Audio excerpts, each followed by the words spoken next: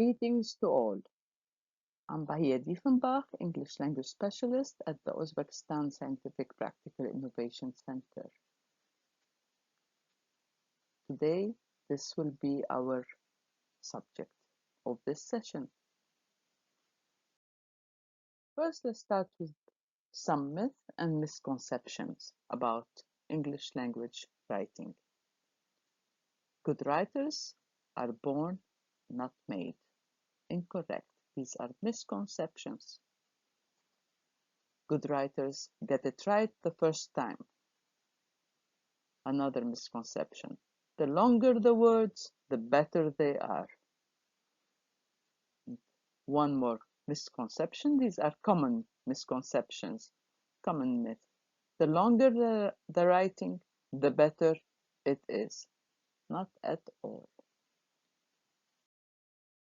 Before we start the topic or subject of the session, I'm going to start with some basic information.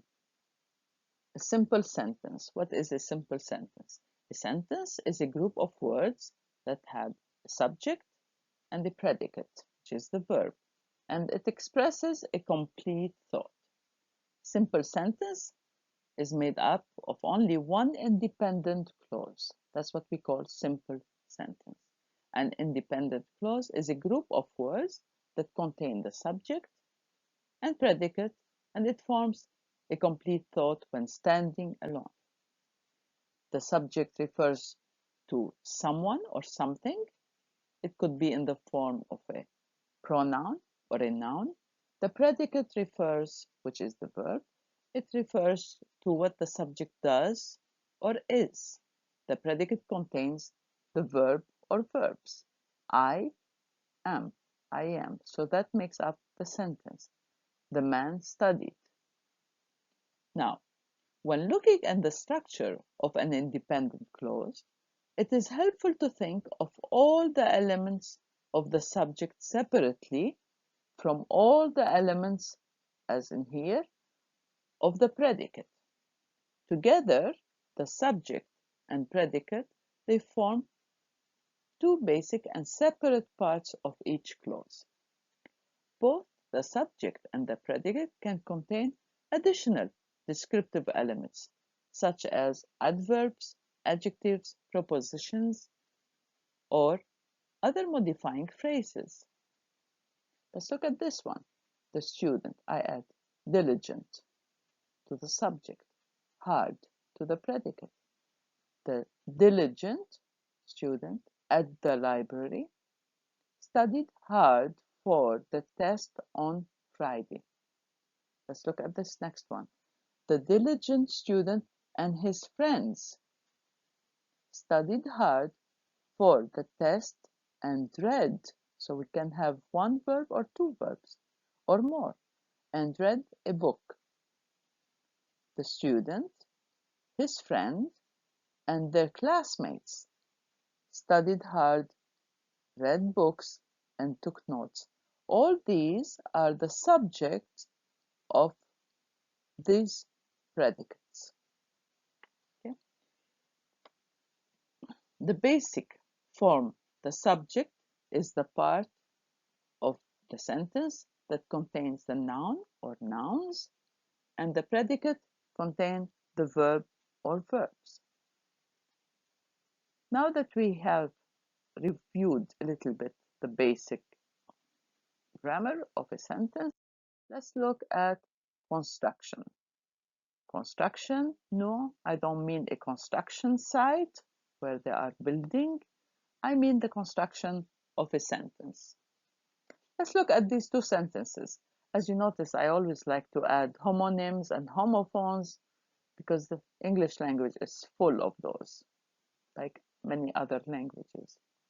Anyway, for our potluck dinner, Sammy and Maya brought hamburgers. We brought potato salad.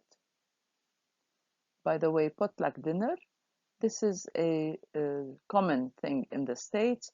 When you are invited for a potluck dinner, it means you have to bring some food with you. So it is shared food for everyone to bring for the dinner.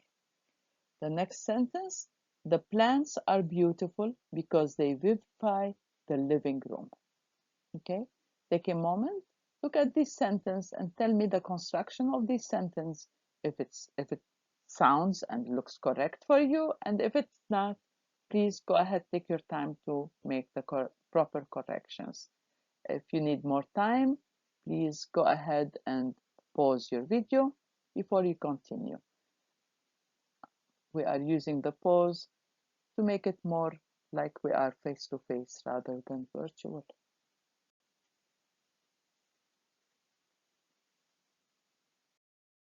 All right, let's look at these sentences. Let's look at the options. By the way, this is the potluck dinner. You see, everybody gets some kind of food. Looks yummy. Here are my options. Well, the first sentence was incorrect. The way we make it better grammar, better construction of a sentence, it should read, for our potluck dinner, Sammy and Maya brought hamburgers. Finish. The first independent clause ended. And then the next sentence, we brought potato salad. That's one way. Another way, for our potluck dinner, Sammy and Maya brought hamburgers, semicolon, we brought potato salad. Next one, another option. For our potluck dinner, Sammy and Maya brought hamburgers, and we brought potato salad. And there are other ways also by adding some prepositions or some conjunctions. The next sentence, it was, the plants are beautiful because they vivify the living room. There is nothing wrong with this sentence. It is a complete sentence. We have combined these two clauses, independent clauses, with because, a preposition. Okay, another options. Now let's say I wrote, the plants are beautiful, they vivify the living room. Vivify or brighten the living room. What do you think about that? Is it correct? And if it is, good. If it's not, how can we make it correct?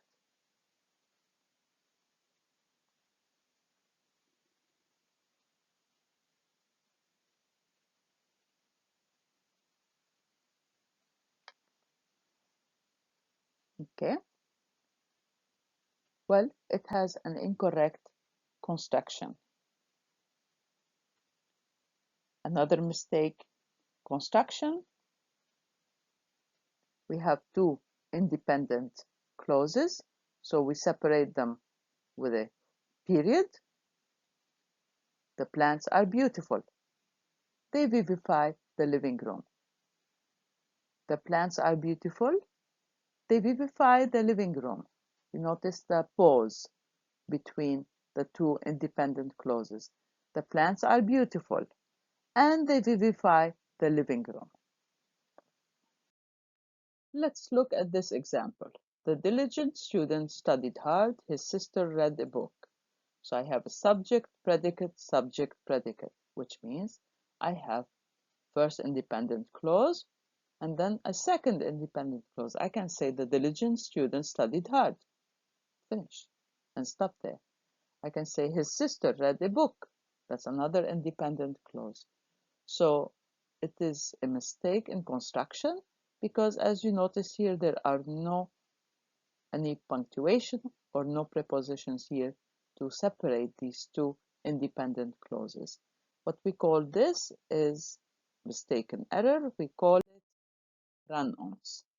A run-on sentence happens when two or more independent clauses, also known as or complete sentences, we can say, they are connected improperly. They are not connected in other words.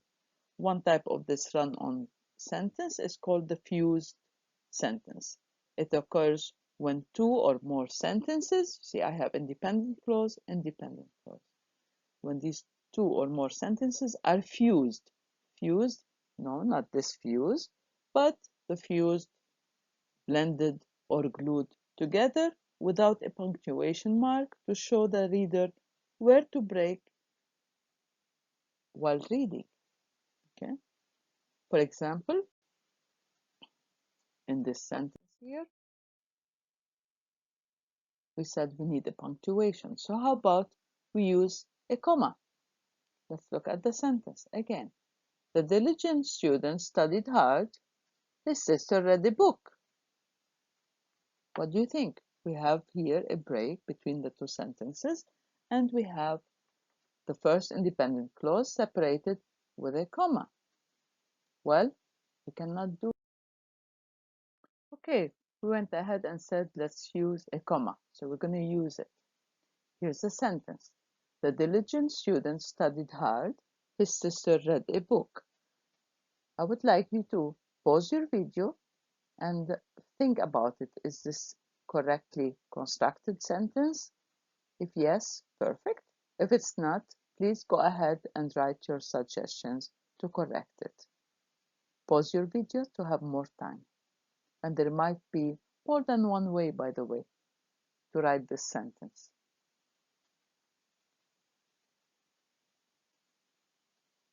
Okay?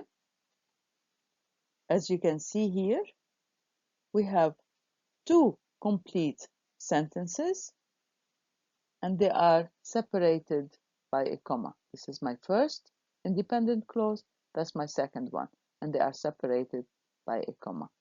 This is incorrect. One way to fix this incorrection, you correct the sentence with any one of these choices. Either you use a period or use a semicolon, as we have discussed before, or add a conjunction, comma, and a conjunction, and, or there is another way, in fact, which is the diligent student, and it depends on the meaning of the two sentences. The diligent student studied hard, however, his sister watched a movie. Now notice, you use the semicolon, and you use here the conjunction and the comma after it. So it will be the diligent student studied hard. However, his sister watched a movie. Notice the pauses when you are reading that sentence. Now, by putting here a comma, when you are using a comma to join two independent sentences, two independent clauses, we call that the comma.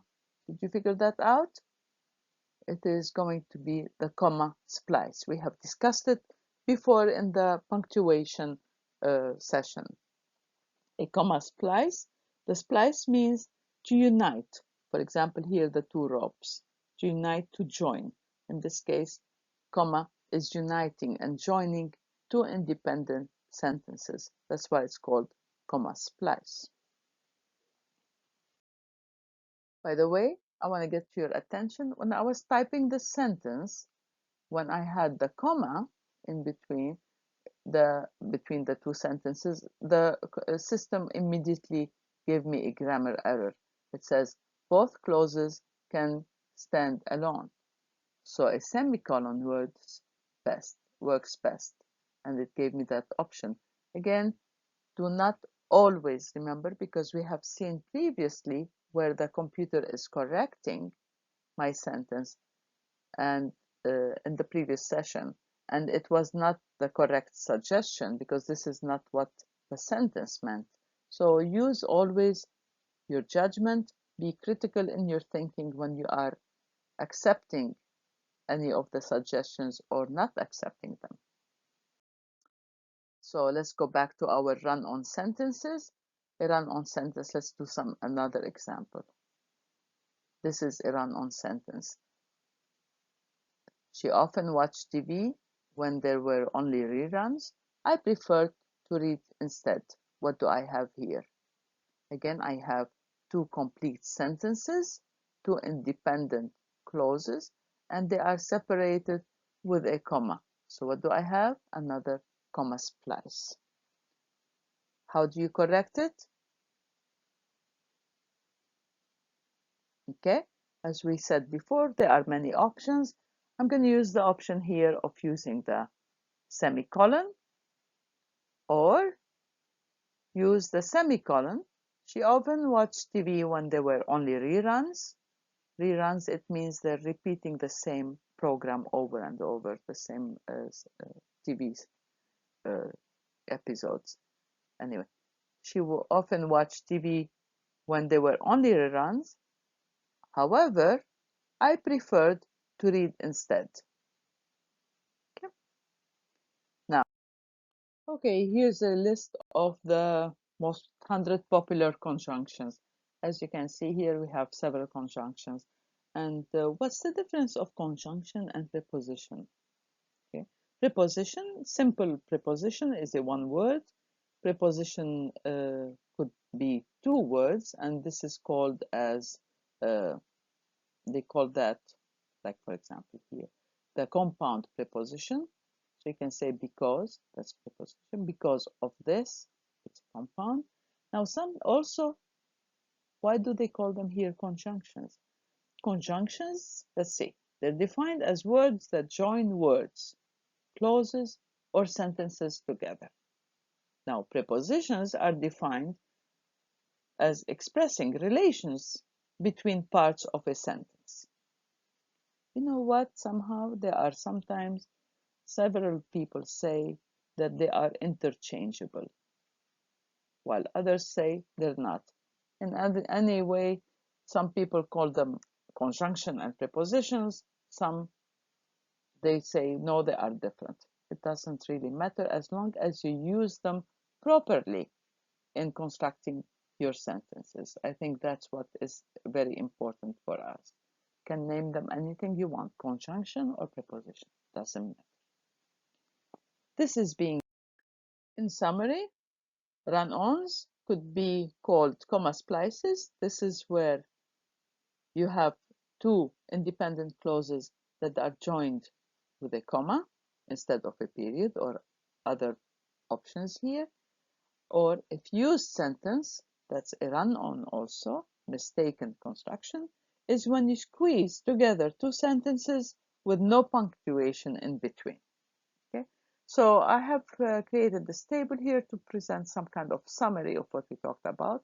When we have two independent clauses, the first one, you have subject and predicate, and then with the subject, it could, remember, it could be just be a noun or a pronoun, just one word, or it might have also some descriptive elements, additional descriptive elements to either or, to the subject or the predicate, or modifying phrases. That would create one independent clause. To join the two sentences, the two independent clauses, they could be joined by a period, by a comma plus coordinating conjunction, by a semicolon, by a semicolon and a connecting word, and then followed by a comma, or you can use subordinating conjunctions, and then no comma is required. But when do we use this? When we have an independent clause and the next sentence or the next clause following is dependent on this one, as we had in the previous example. The plants are beautiful because they vivify the living room. Okay? So this is in summary of our discussion. Main thing, avoid run-ons, comma splices, where the comma is between two independent clauses, or the fused sentences where there is no punctuation at all. Punctuation shows us how to structure sentences and how they should be read. Remember, we talked about that, how important punctuation is. We have discussed the different types of punctuation, and now you see how they are going to affect and structure the sentence. So we, again, avoid run-on sentences by using the proper punctuation and avoid the fuse sentences that has no punctuation at all by using the proper punctuation. Well, this gets us to the end of this session. As Alexandra Tranford said, the best teachers are those who show you where to look, but don't tell you what to see. Thank you for attending the session. I'm Dr. Bahia Diefenbach, English Language Specialist at the Uzbekistan Scientific Practical Innovation Center. Well, till next session, goodbye for now.